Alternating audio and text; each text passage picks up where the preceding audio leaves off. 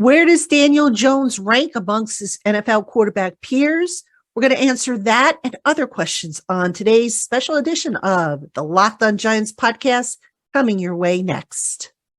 You are Locked On Giants, your daily New York Giants podcast, part of the Locked On Podcast Network, your team every day.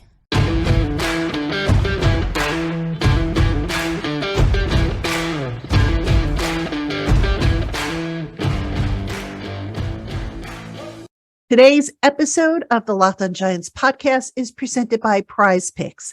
Prize Picks is daily fantasy made easy. Pick 2 to 5 players, and if they score more or less than their Prize Picks projection, you can win up to 10 times the amount of your money on any entry. First-time users can receive a 100% instant deposit match up to $100 with the promo code LOCKEDON. That's prizepicks.com, promo code LOCKEDON.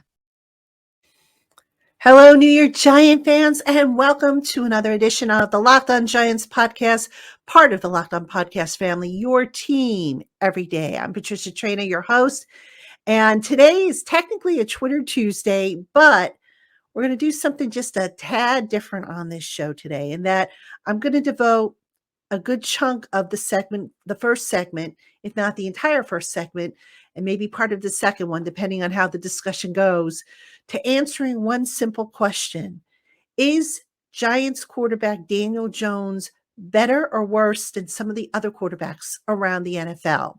So I made a list of all the starting quarterbacks that are currently playing for their teams, and I have some thoughts, and I thought it would be a fun discussion if we kind of went through it and I gave my opinions. Now, I'm sure people are going to be out there and they're going to disagree with some of my picks. Some of you might agree with them, but I thought we would get a discussion going. Now, as for the questions that came in for today's Twitter Tuesday, I am also going to answer those. Those will be answered later on in the program. But like I said, I'm just going to try and change it up a little bit and give you this take on Daniel Jones. And the reason why I'm doing this is twofold. Number one, we touched a little bit on it on Friday's live broadcast with Tana and the dog. We also have an article coming out on Giants Country about this very same topic. I did not write that article, but I thought it was a fun exercise. And I said, you know what? I want in on it. So I'm going to give you my list. I've got the quarterbacks written down on this pad, along with my yes and no, and I'm going to just stop to talk about a few of the verdicts, if you will, as we go along, so we have some discussion going. So hope you enjoy the show. Thank you for popping in, making us your first listen of the day, or if watching on YouTube, your first watch of the day. All right, let's rock and roll here. All right, the question again is Daniel Jones better or worse than the quarterbacks of other teams? All right, so I'm going to start off with Arizona, Kyler Murray. Now, Kyler Murray, I think, is a pretty good fit for what Cliff Kingsbury wants to do. The problem is they've been having a little bit of, trouble down there. They haven't really been able to win. And, there's also been some issues, I guess, with Murray, some questions about his preparation and whatnot early on, stuff that was kind of erased, I guess, once they started to get into the season. But I would say at this point, I would put Daniel Jones ahead of Kyler Murray, slightly. I know Kyler Murray's, a little bit more mobile and whatnot, but Daniel Jones, the growth that I've seen in him this year, the decision-making, just being able to load the team up on his shoulders. Now, his numbers are not very good. Let's be clear about this. Daniel Jones's passing numbers, his yardage, not very good at all. But that being said, they're winning.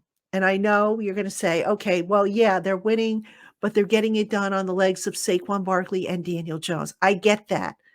But when they've had to pass, they've been able to win. And you sit there and you say to yourself, if Daniel Jones can be this successful without any quality receivers, what can he do if he had some actual receivers? So anyway, like I said, I think Kyler Murray's slightly worse than Daniel Jones. Marcus Mariota in Atlanta, no question there. Daniel Jones is the better option. Lamar Jackson in Baltimore, I got to give the nod to Jackson. Just, a tremendous athlete, a guy who's, a winner. Got to give it to Jackson.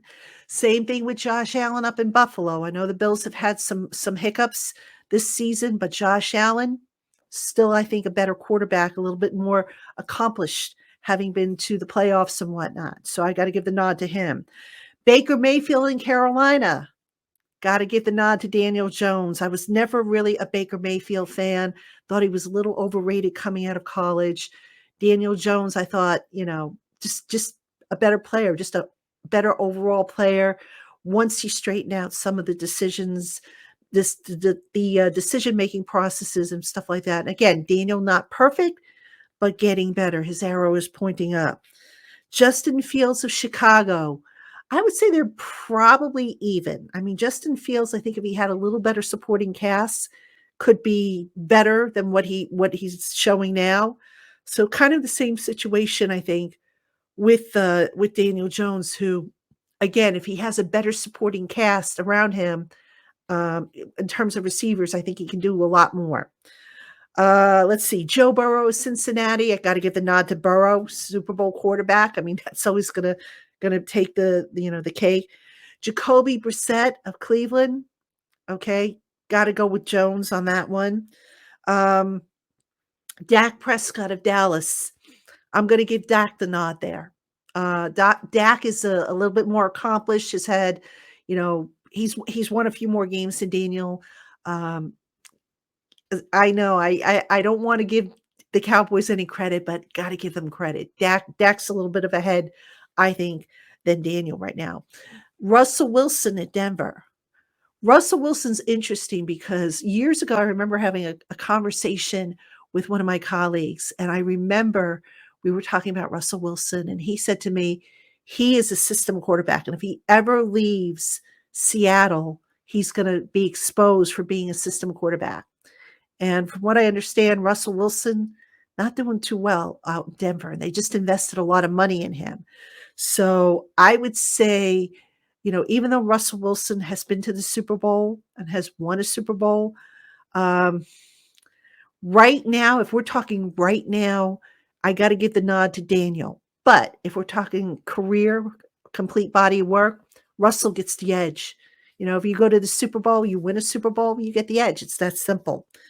Jared Goff in Detroit. Ooh, I got to give that one to Daniel. Goff was the guy I've never been really ultra impressed with. I think he was a little overrated. Just not really, he's not a bad quarterback, but I think he's hit a ceiling out there in Detroit. Aaron Rodgers at Green Bay. Rodgers. I mean, I know the Packers are struggling this year, but look, let's give credit where it's due. Rodgers is a future Hall of Famer. He's been around. He's one of the best to play the game. Got to give him credit. All right. Davis Mills of Houston, whom the Giants just saw this past weekend.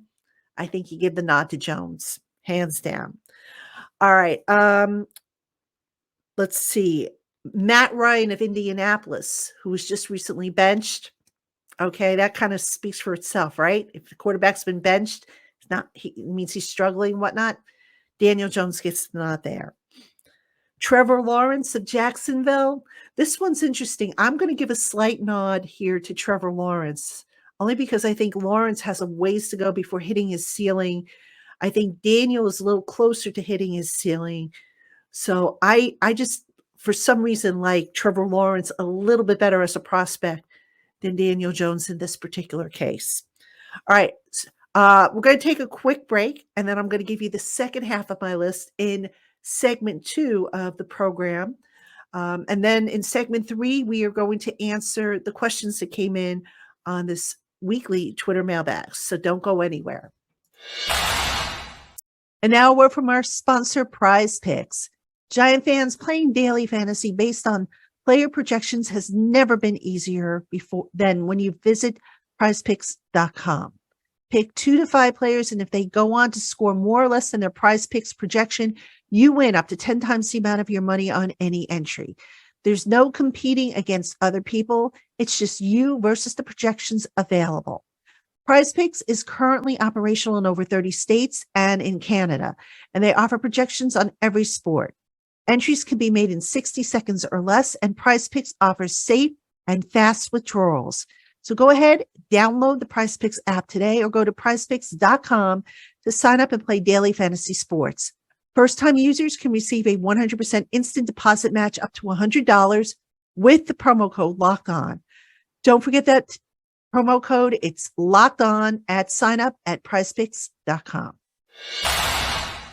And now a word from our sponsor, SimpliSafe. Home burglaries and intruder breaches are unfortunately on the rise. And with the holidays coming up, they're sure to go even higher. Well, don't let the bad guys win, folks. Build up your best defense with a customized system from SimpliSafe.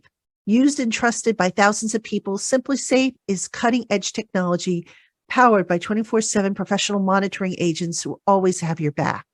SimpliSafe's agents call you the moment a threat is detected and will even dispatch the appropriate first responders to your residence, even if you're not home. Don't risk your family's safety. Put SimpliSafe's 24/7 professional monitoring and advanced response technology to work for you today. Visit simplisafe.com/lockedonnfl to customize your system at a special listener discount of 20%. Plus, get your first month of interactive monitoring for free.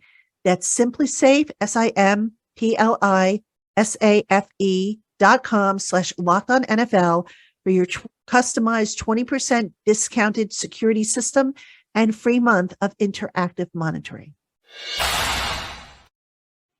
All right, Giant fans, welcome back to segment 2 of the Locked On Giants podcast. You got Patricia Traina here, and we're doing something a little different on this Twitter Tuesday. We're devoting the first 2 segments to discussing Daniel Jones and if he's better or not so much better than some of the other quarterbacks around the league, the starting quarterbacks around the league.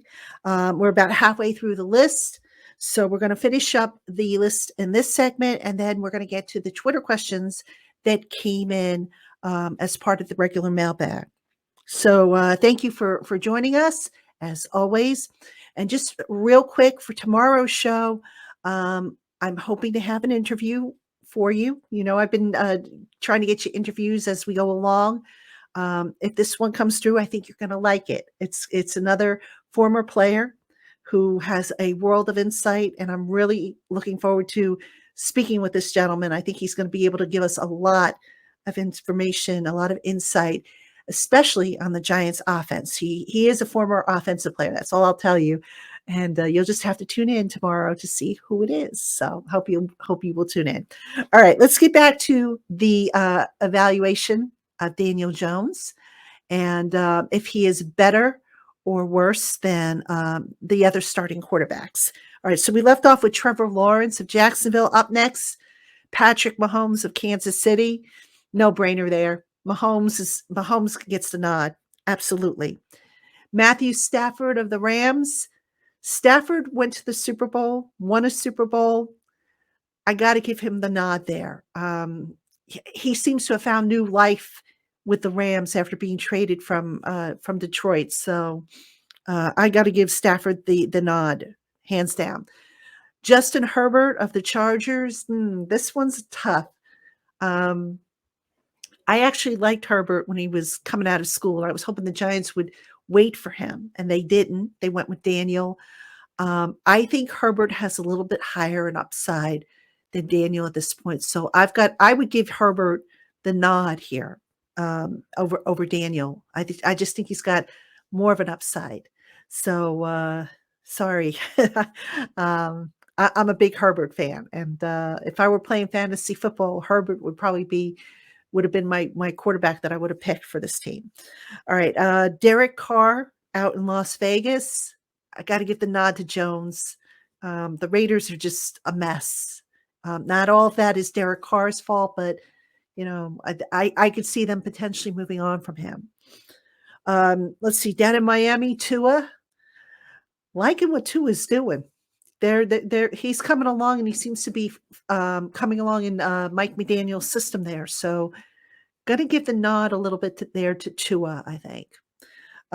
Minnesota, Kirk Cousins. I was never really a Kirk Cousins fan, but I got to give credit where it's due. He's getting the job done out there.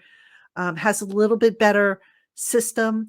So that said, I kind of, on the surface, I think you could put Jones and Cousins maybe equal, but I'm going to give the nod to Jones here only because Jones is getting it done with far less talent than I think that Cousins has out there in Minnesota.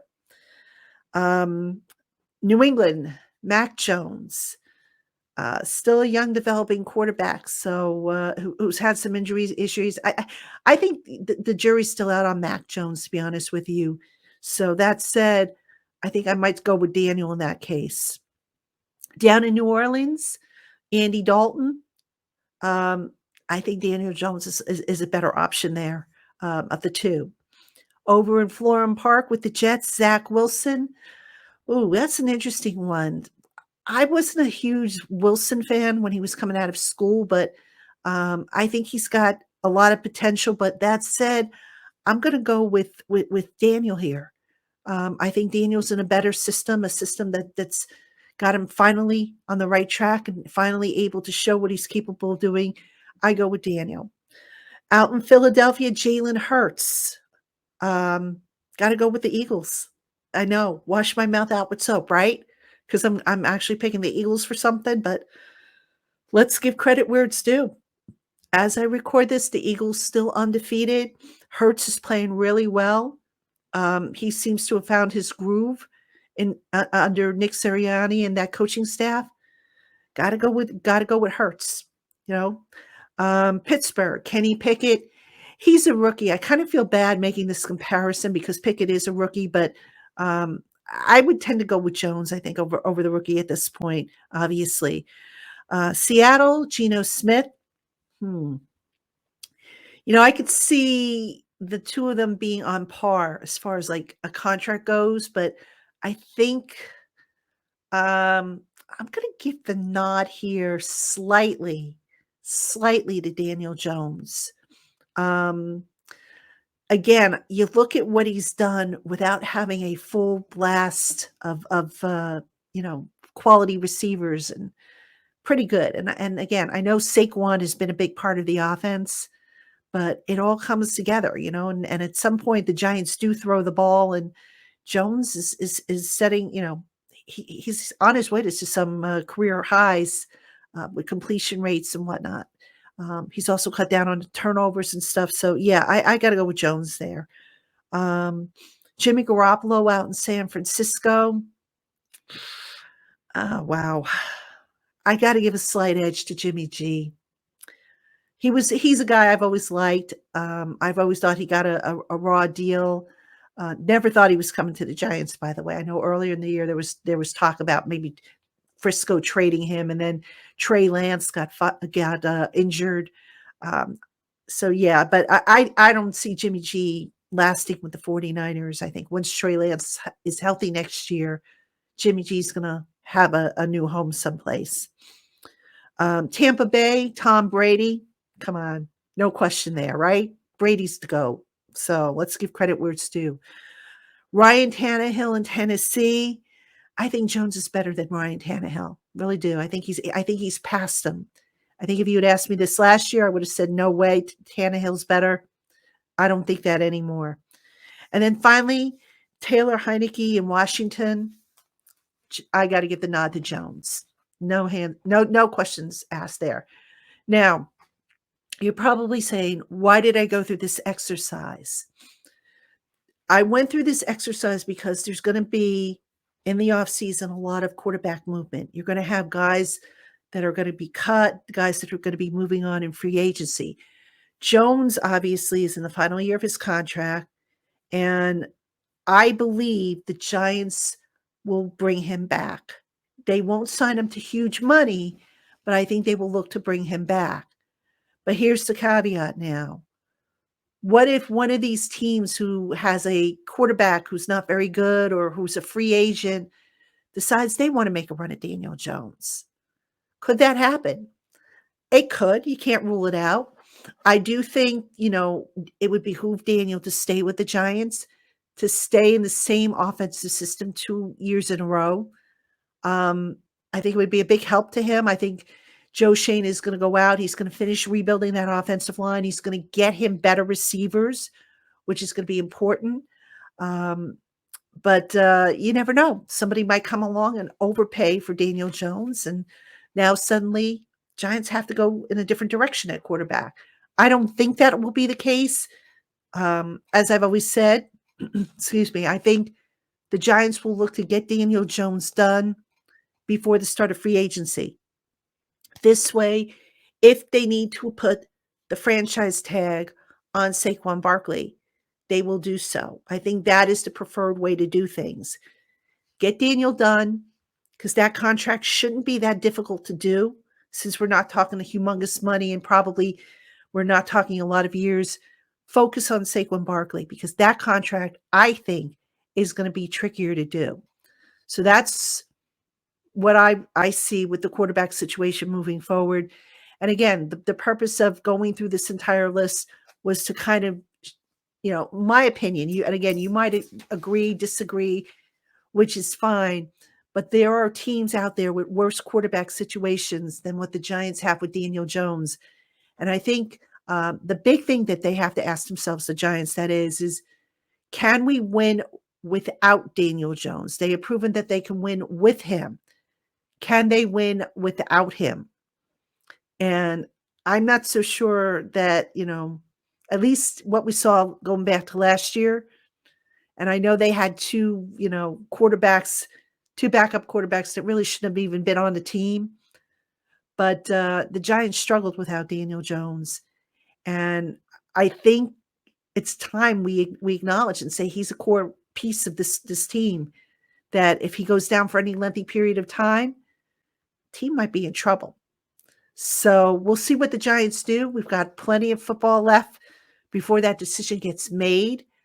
But I'm curious to see if Daniel Jones gets wrapped up before free agency. And if he doesn't, will he draw a market in free agency? All right, folks, stick around. We're going to take our final break. When we do, we're going to answer the questions that came in for the mailbag this week. We have, I think, about seven or nine. I forget which one it is, but we'll get to all of them in the next segment. So just hang around with us, and we will be right back. And now a word from our sponsor, Built Bar. If you haven't tried Built Bar's Built Puffs yet, you are depriving yourself of one of life's greatest joys. These marshmallow-like puffs are covered in real milk chocolate, and they melt in your mouth. Best of all, they come in different flavors and are low in sugar and carbs and high in protein and collagen. Built Bar is this healthy snack that you can enjoy anytime you need a quick pick-me-up. So go ahead and eat something that tastes good and is good for you. Visit built.com and put your customized box together. Check them out. They have different flavors that rotate every week, so you're sure to find a flavor or two that you're going to like. And use our promo code LockedOn15 to get 15% off your order. Again, that website is built.com, and that promo code is LockedOn15 for 15% off your order.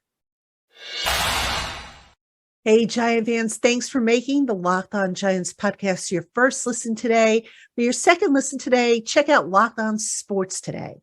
From the games that matter the most to the biggest stories in sports, go beyond the scoreboard and behind the scenes with the local experts and insights that only Locked On can provide. Locked On Sports Today, available on this app, YouTube, and wherever you get your podcasts. All right, Giant fans, welcome back to the Locked On Giants podcast. I'm Patricia Traina.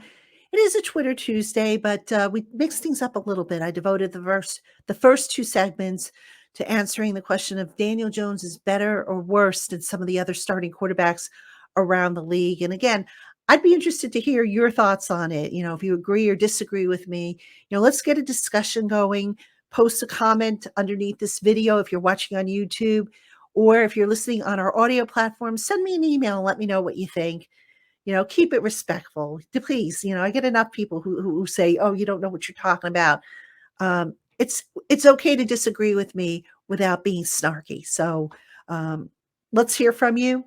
Let's now get to it's actually 7 questions that we received for this week's mailbag. So I'm going to go through them and give those of you who sent in questions an answer. So let's get started. Up first, we hear from Ruben Martinez, Empire PR Man. What are your thoughts about the interior O line and D line?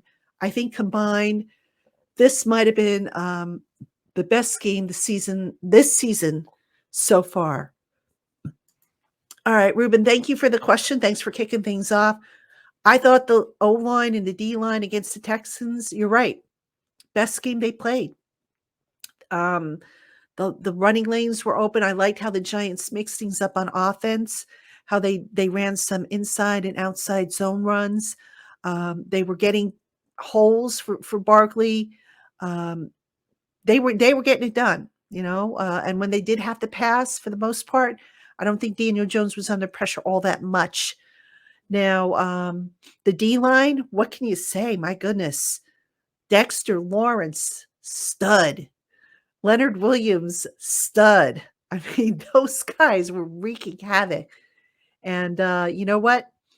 Dexter Lawrence, if he doesn't make the Pro Bowl this year, then I don't know what it's going to take to get into the Pro Bowl. I just think Dexter Lawrence is having an amazing year this year and certainly deserves to, in my opinion, Pro Bowl honors. So we'll see if he gets them.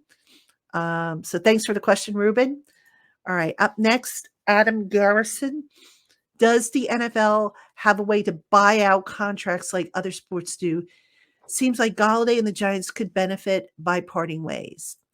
All right, Adam, yes, absolutely. The Giants and Golladay do need to part ways. I don't disagree with that. I think a divorce is coming. Regarding buyouts, I'm trying to think. I don't know if that exists in the NFL. I don't think it does because I can't remember any. I can't remember that being the case with any contracts, at least not recently. Basically, if a team terminates a contract and there's still prorated signing bonus money left, that money hits the cap. So yeah, the reason why, and I somebody else asked me this question too. Why don't the Giants just cut Golladay before Thanksgiving? They can't because they still owe him guaranteed money next year, $4 million if I'm not mistaken. They cut him, they got to pay that $4 million. It accelerates into this year's cap. They don't have $4 million to take on that hit. So Golladay is here for better or worse. I would not be surprised if he's inactive, moving forward, because look, he's been given opportunity after opportunity. I don't know what he's thinking. I kind of almost get the sense of there's a disconnect of some sorts with the coaching. I'm not sure why, because, you listen to Golladay and he says, oh, I'm not doing it for the coaches. I'm doing it for my teammates. Well, coaches are part of the team, last I checked. So there's some sort of disconnect there. I can't put my finger on exactly what it is, but that's the impression I get. And that's why I'm confident Galladay's not going to be on this team. I had hoped he would be rejuvenated. I had hoped he would come back and have a good game and start putting some good film out there for his next team. It's not the case. And, it is what it is. It's unfortunate. Sometimes a guy realizes, he has buyer's remorse. So I think that might be what's going on here. So thanks for the question. All right. John Spielman asked, the potential for Robinson is there. When does Kafka really get him involved in the game plan? Could they be hiding him for Dallas and beyond?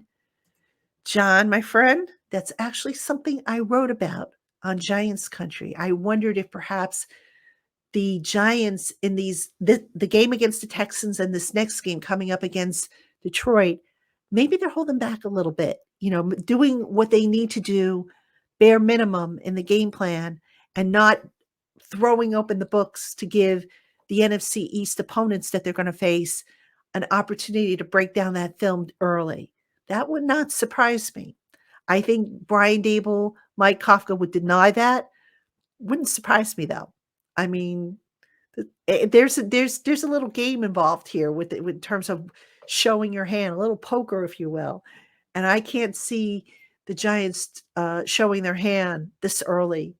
Um, Now that said, they still want to win games, and they'll do what it takes to win games. But um, you're not going to throw open the entire playbook. And if you know, for example, the running game is working, and you don't need to pass as much, so you stick with a hot hand and you save the other stuff for another day. So yeah, I did have that same thought actually. Great minds think alike. All right, Dan Gossett asks, have not had an update on Aziz Ojulari for a while. Do you think he will be back in time for the Dallas Thanksgiving game?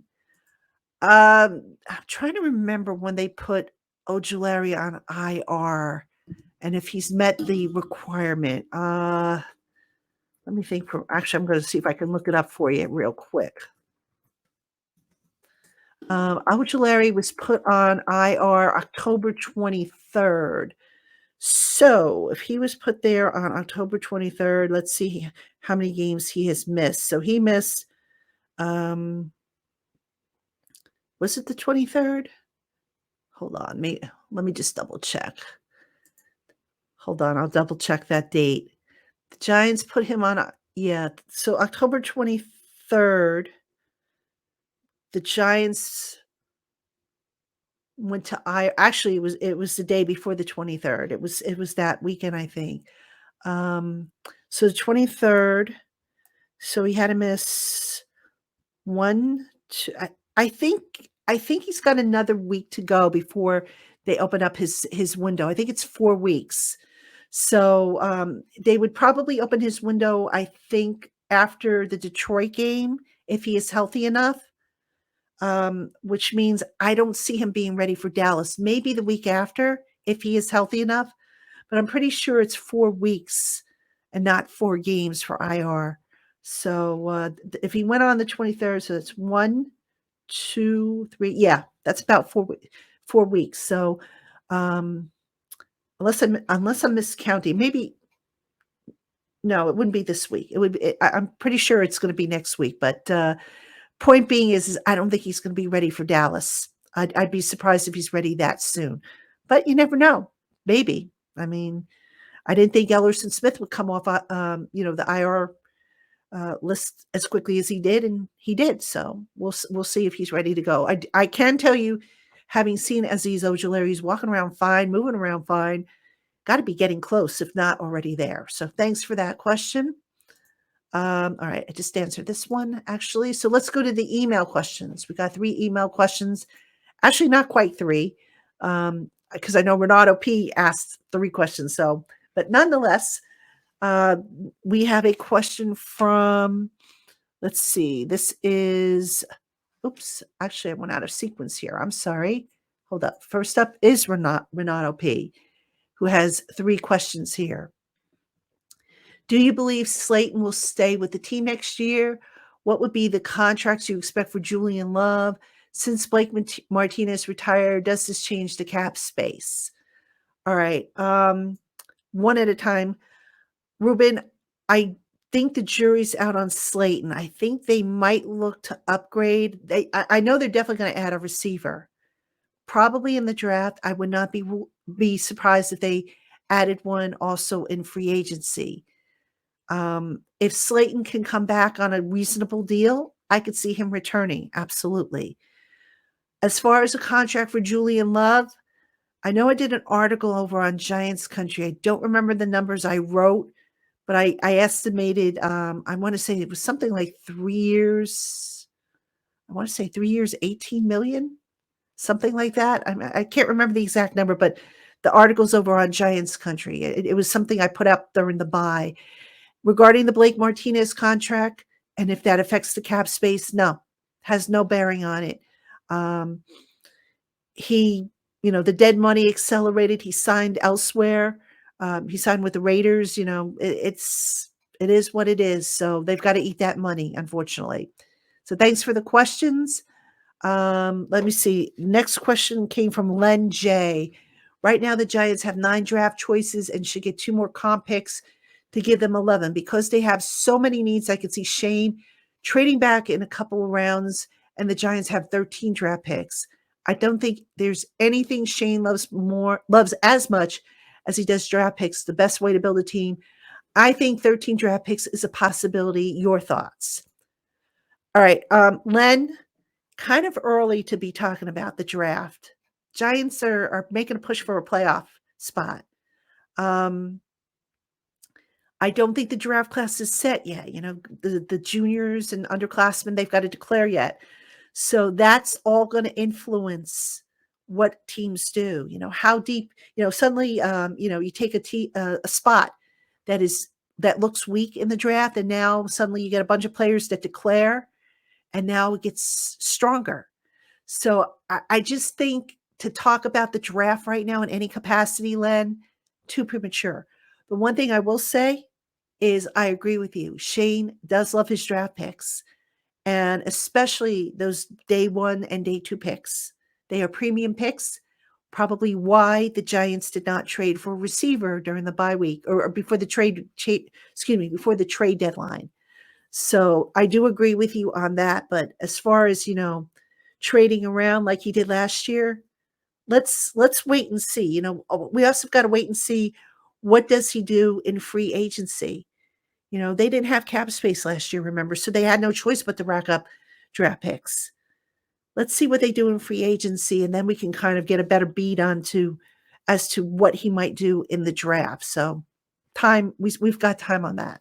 But thanks for the question. Appreciate it. All right, we've got one more from Chris, who asked, when it comes to Kenny Golladay, I don't know if everyone sees what I do. His best year in Detroit was 2019. He had over 60 catches for 1,100 yards, 11 touchdowns. The reason for his success was the two other receivers they had, Amendola and Marvin Jones. Kenny is good when he has other good receivers playing with him. So my question is, if you can sign Beckham this year on a multiple-year deal, do you think that will help Kenny?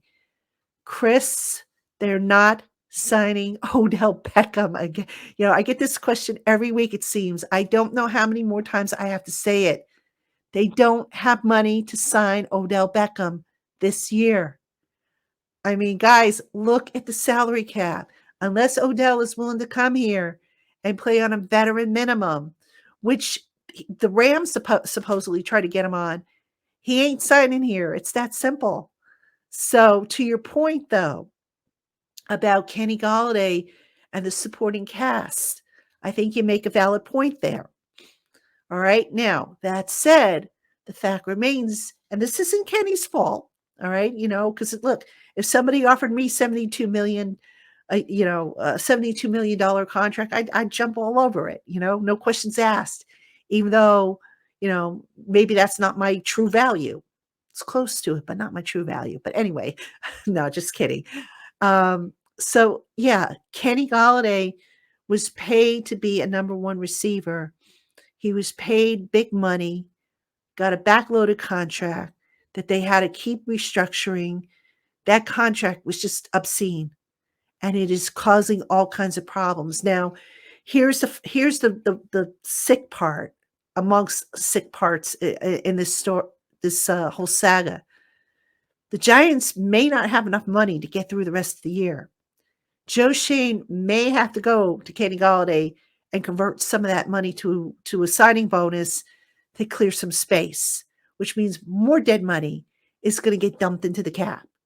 All right. So that said, I think Joe Shane is waiting as long as he can before he has to touch that contract. Because, folks, unless I'm missing something, and I don't think I am in this case, I don't know where else they can go to get cap space. It's that bad. All right. I think that could be why, Landon Collins wasn't brought up for his third activation, because once you bring him up 3 times, you know what? If you want to retain them, you got to sign them now to the 53. And Landon, I think, is what a 8 or 9 year veteran at this point, maybe 10 years. So you're talking a significant amount of money. It's a jigsaw puzzle with the salary cap, and you got to make it fit. And I think Shane, with some of the moves he's making, actually all of the moves he's making, he's trying to balance fitting everything under the cap without having to touch that Golladay contract for as long as possible, while at the same time giving the coaching staff what they need to compete. So, so yeah, that's the situation there. It's unfortunate. Like I said, I was hoping Kenny Galladay would, the light had come on and he would come out and, we would see a guy who, was going at it, willing to contribute, willing to put himself out. Just didn't see it on Sunday, and the coaches didn't see it. And you know what? Here we are. Got benched, and I would be surprised if we see him a whole lot the rest of the way out. And the Giants are stuck with him. It's the cap. Cap is not always friendly, as you guys have probably been able to tell. So, all right. That's going to do it that for all the questions. So thank you to those who sent in questions via email and via Twitter. Don't forget, if you want to participate in our Twitter Tuesday program, you can send the questions to me at email, lockedongiantspodcast@gmail.com. You can tweet them to me at Patricia_Traina. Make sure you use the hashtag AskPTrain. You can drop a comment if you want underneath this video. I'll try and, I do try to keep up with the comments as they come in, and I try to answer as many of them as I can. So you can do it that way. So don't be shy. Reach out if there's something you want to know, and I'll do my best to answer it, and I'll give you a straight answer. I'm not going to beat around the bush or sugarcoat something. I'm going to give you as straight an answer as possible. All right. Before I say goodbye to y'all, just want to mention real quick that I'm running a contest over on my Instagram account for a autographed Saquon Barkley jersey. All right. It's in cooperation with a promotion MetLife Stadium is doing with auctions with the Giants and the Jets, and it's to support some local area youth groups and whatnot. So all the details are over on my Instagram account, and that is at Patty Traina, PATTITRAINA. Rules are pretty simple. Excuse me. You just have to follow me on Instagram, like the post, and just tag a friend, a fellow Giant fan. One tag equals one entry, and it's unlimited entries. Doesn't cost you anything. Hope you'll consider checking it out. All right, Giant fans, that'll do it for me. Thank you for tuning in. We will see you again tomorrow.